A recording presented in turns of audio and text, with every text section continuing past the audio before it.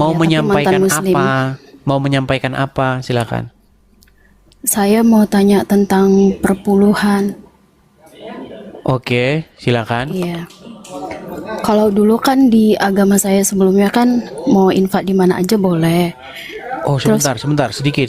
Agama sebelumnya, ini nampaknya lagi-lagi orang bertobat lagi.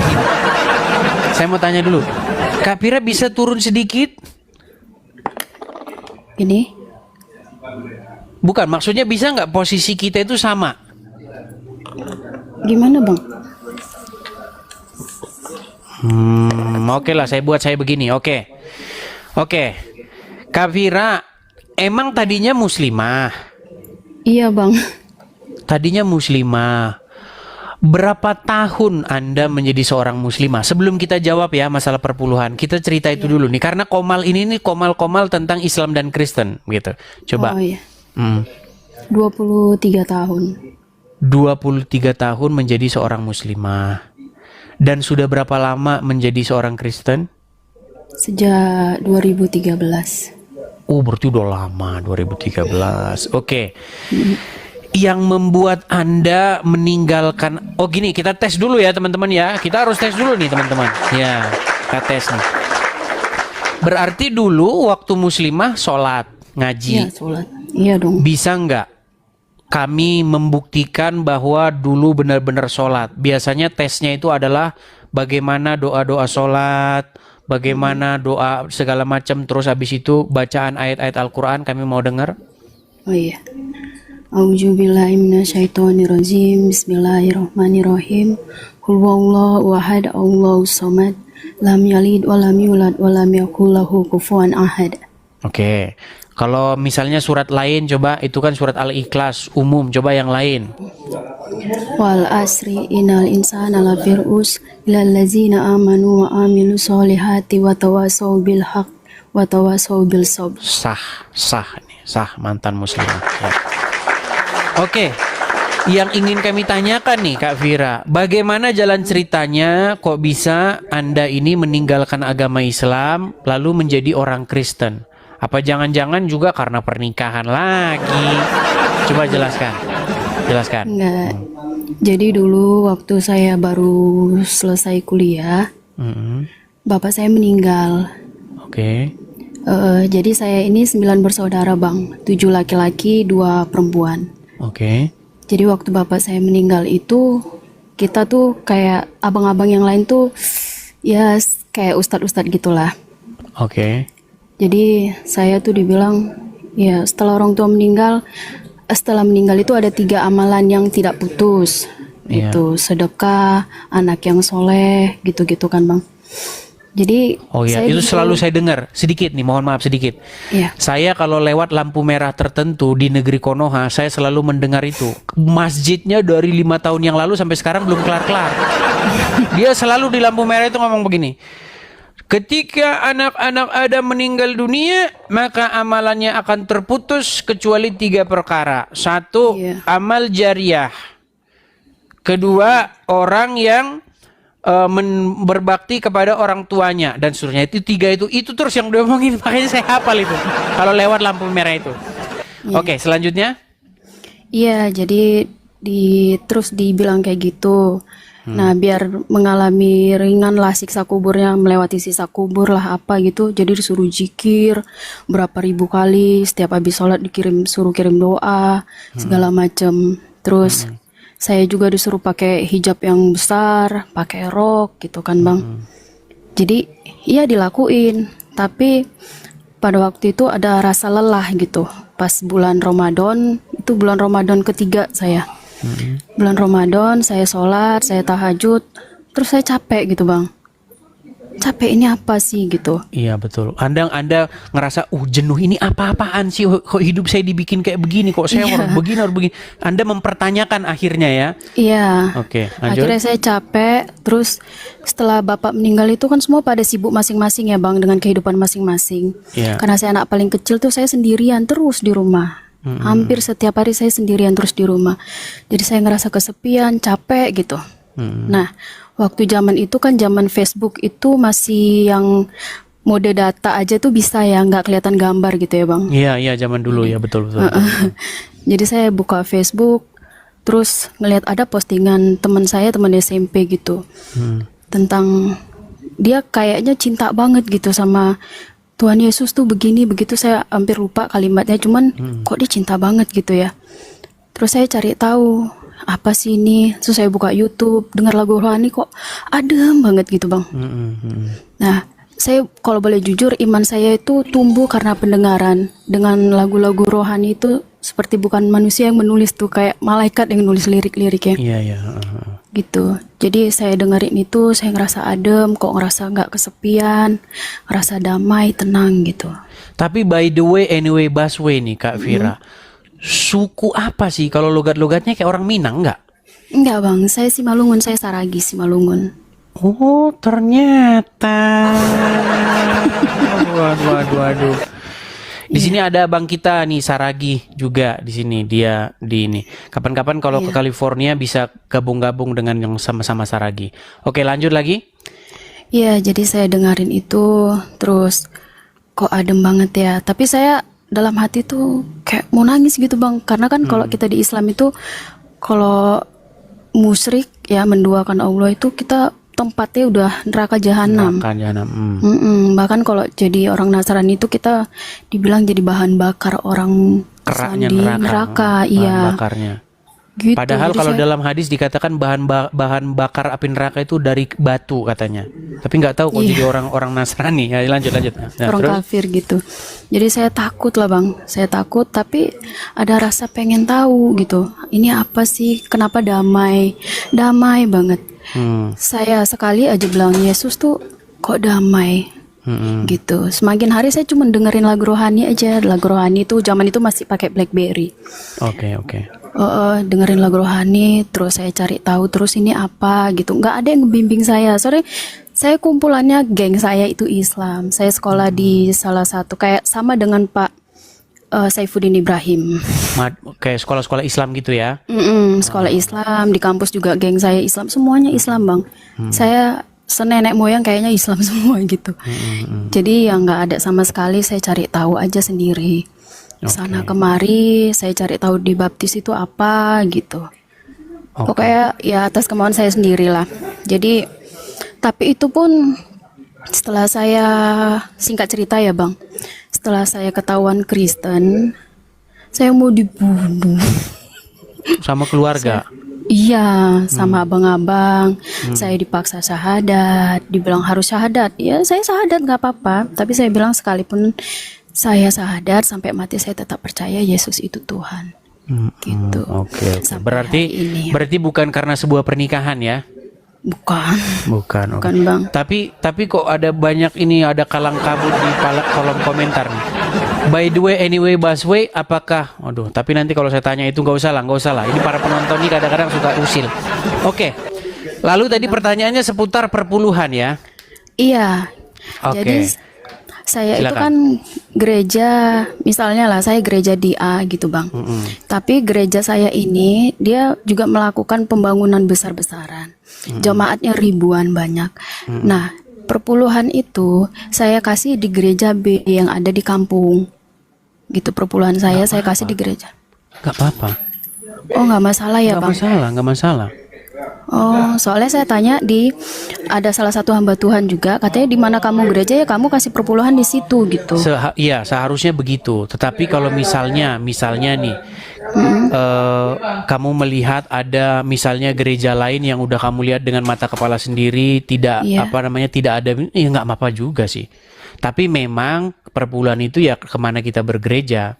Seperti itu. Gitu. Tetapi kalau misalnya ada niatan dari hati sendiri nggak masalah.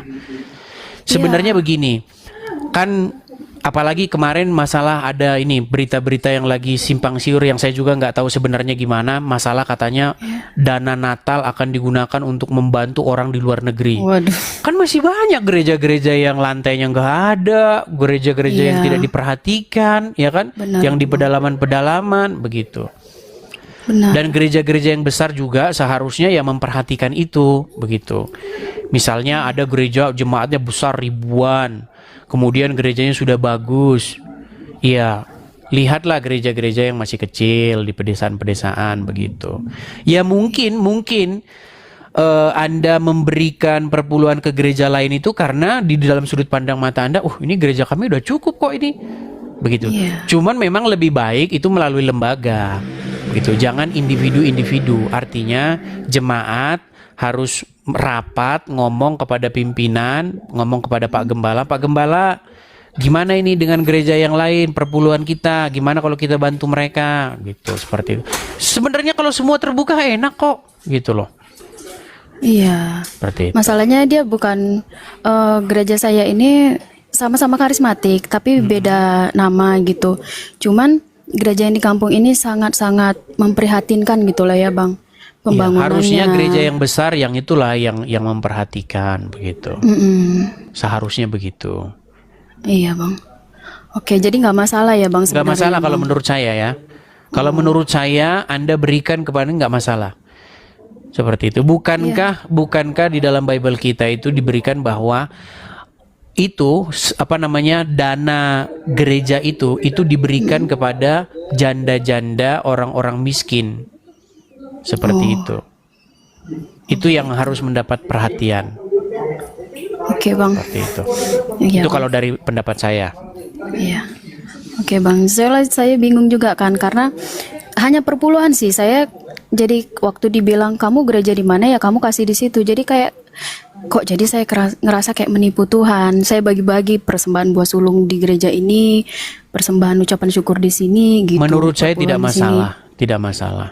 Cuman memang sih sejatinya kalau kita bergereja ke situ ya ke situ. Tetapi kalau misalnya kita lihat gereja lain tidak diperhatikan, harusnya kita nggak ngambil tindakan sendiri. Harusnya kita ngomong kepada para pimpinan-pimpinan di situ. Kita tetap memberikan perpuluhan di situ, tapi kita ngomong juga itu gimana itu yang nggak diperhatikan itu, gitu. Gitu. Mungkin karena Anda kecewa, mungkin tidak dapat gitu, akhirnya kasih ke sana. Saya nggak tahu ininya kenapa itu terjadi seperti itu. Karena saya kasihan aja sih Bang, karena saya suka ke pedalaman gitu, perkampungan gitu, ngelihat gereja itu sangat miris. Bahkan anak-anak Natal di sana itu pakai baju sekolah Bang, seragam, karena mereka nggak bisa beli baju Natal semuanya kan, jadi mereka seragamin pakai baju sekolah. Itu teguran lah kepada para hamba Tuhan yang terlalu memikirkan untuk membuat yang mewah-mewah seperti itu. Sebenarnya asal ya cukup saja sih sederhana, nggak perlu harus heboh-heboh gitu kan bangunan gerejanya seperti itu. Yang kita bangun itu kan mental atau rohani kita, bukan bangunannya sebenarnya seperti itu. Yes. Jadi kalau ada yang mau membantu-bantu yang di luar negeri, ya perhatikan dulu lah gereja-gereja dalam negeri masih banyak yang seperti itu. Iya, apalagi masih banyak yang kena persekusi, bangun gereja aja susah setengah mati gitu. Kan banyak sekali sampai zaman sekarang juga bangun gereja susahnya setengah mati, harus tanda tangan ini, harus tanda tangan itu ya. Makanya saya bilang SKB 3 menteri itu ya dicabut aja, itu nggak ada gunanya. Gitu. Masa kita mau bangun tempat peribadatan kok harus ada tanda tangan orang segala? Iya. Begitu.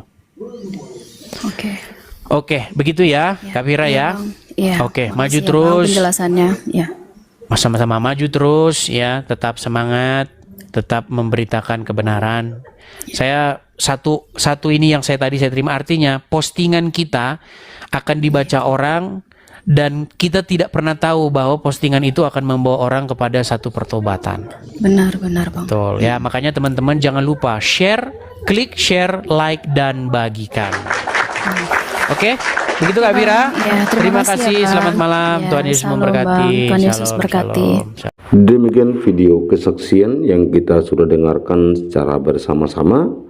Kesaksian ini yang sangat luar biasa sekali, di mana ia menyampaikan pengalaman spiritualnya bersama dengan Kristus dan ia mengalami perubahan yang luar biasa. Orang yang sakit disembuhkan melalui kuasa darah Tuhan kita, Yesus Kristus. Makanya jangan sampai terlambat ketika kita percaya kepadanya. Karena dia adalah Allah yang berkuasa baik di bumi maupun di sorga. dan Dia juga adalah Allah yang tidak bisa dibatasi oleh ruang dan waktu, apalagi dibatasi oleh manusia.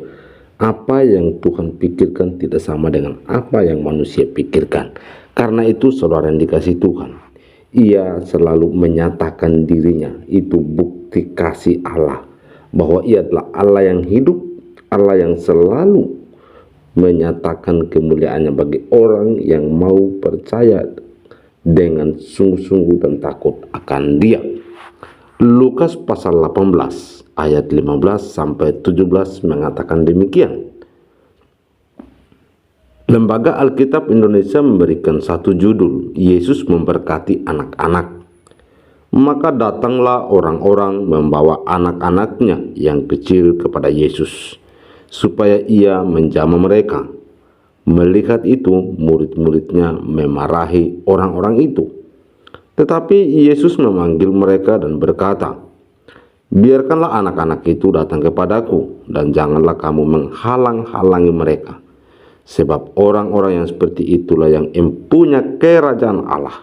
Aku berkata kepadamu, sesungguhnya barang siapa tidak menyambut kerajaan Allah seperti seorang anak kecil, ia tidak akan masuk ke dalamnya. Demikian firman Tuhan, saudara yang dikasihi Tuhan. Sebenarnya yang menjadi pertanyaan kita dan menjadi topik dalam perenungan firman Tuhan ini adalah, ada apa dengan anak kecil? Seorang ibu menggendong anak kecil naik bis pulang ke rumah. Ketika kernet menghitung penumpang, ia berkata, anaknya di pangku saja ya bu, bebas tiket. Umumnya anak kecil sering dianggap lemah, belum mengerti apa-apa, masih bergantung pada orang tua, belum dianggap penting dalam lingkungan sosial, bahkan kehadirannya tidak dihitung. Ketika orang-orang membawa anak-anak kecil kepada Tuhan Yesus, murid-muridnya memarahi orang-orang itu. Alasannya, Yesus sudah lelah karena sepanjang hari berjalan dan mengajar tentang kerajaan Allah. Sedangkan anak-anak itu belumlah mengerti tentang pengajaran Yesus. Biarlah nanti orang dewasa yang mengajarkannya kepada anak-anak mereka masing-masing. Tidak harus Yesus yang turun tangan mengajarkan anak-anak kecil. Sekarang jangan halangi Yesus dalam perjalanannya. Melihat perbuatan murid-muridnya itu, Yesus memanggil orang-orang yang membawa anak-anak itu dan berkata, biarkanlah anak-anak itu datang kepadaku dan jangan halang-halangi mereka. Sebab orang-orang seperti inilah yang memiliki kerajaan Allah. Sepertinya Yesus tidak mengindahkan perbuatan murid-muridnya. Dia mengajar dengan menyuruh orang-orang itu membawa anak-anak kepadanya. Lalu Yesus berkata kepada murid-muridnya, siapa saja yang tidak menyambut kerajaan Allah seperti seorang anak kecil, ia tidak akan masuk ke dalamnya. Bagi Yesus, anak-anak itu sangat berharga, bukan penghalang untuk menyatakan kerajaan Allah. Mereka berhak mendapatkan berkat Yesus dan harap dihitung keberadaannya. Ada dua anggapan orang dewasa terhadap anak-anak, menganggap penting dan menganggap tidak penting. Namun, Yesus menunjukkan kepada kita pentingnya menyambut kerajaan Allah seperti anak-anak itu. Anak-anak memilih karakter jujur, polos, mudah berteman, dan mudah mengampuni. Gambaran kerajaan Allah itu mau berteman dengan siapa saja, rela mengampuni, dan mau hidup damai di sekitar. Kita pun dapat meneladani orang-orang yang membawa anak-anak kepada Yesus. Karena itu, saudara yang dikasihi Tuhan, jangan kita membiarkan diri kita dikuasai oleh pemikiran-pemikiran yang berasumsi. Tetapi di sini Tuhan Yesus menyatakan bahwa biarkan anak-anak kecil itu datang kepadaku. Dan itu lebih menekankan ayat 17 bahwa aku berkata kepadamu, sesungguhnya barang siapa menyambut kerajaan Allah seperti seorang anak kecil, ia tidak akan masuk ke dalamnya. Jadi apapun itu, anak kecil tetap berharga di mata Tuhan. Demikian dengan orang yang baru percaya kepada Kristus Yesus. Mereka seperti bayi yang masih membutuhkan susu yang murni. Mereka masih membutuhkan makanan rohani yang memang benar-benar makanan rohani tersebut adalah firman Tuhan, di mana mereka makan seperti bubur yang masih belum keras. Demikian dengan yang kita dengarkan apa yang disampaikan oleh Murtadin ini ketika ia mengambil keputusan percaya kepada Kristus, dan bahkan dalam komentar-komentar yang ia jawab, ia respon dalam TikTok, di mana ia menyampaikan kerajaan Allah, memberitakan Injil kepada mereka, bahwa kuasa Yesus itu seperti ini. Allah yang kita sembah di dalam Yesus adalah Allah yang berkuasa. Itulah yang menjadi tujuan dia menyampaikan kesaksian ini, melalui ada orang yang komentar yang mengarah kepada hal yang negatif, tetapi dia memberkati mereka. Maka dari itu ia yakin dan percaya bahwa Kristus adalah Allah yang mengampuni, Allah yang mengasihi. Maka ia juga menerapkan kasih itu kepada orang-orang yang memang meresponi kesaksian dia dengan cara yang negatif, dan bahkan mereka punya motivasi yang salah terhadap apa yang ia sampaikan. Karena itu, saudara dikasih Tuhan, mari kita terus bersaksi kepada siapapun dan dimanapun, supaya Injil dapat diberitakan dan Tuhan Yesus dipermuliakan. Demikian firman Tuhan dan juga perenungan dan video kesaksian yang kita sudah dengarkan secara bersama-sama.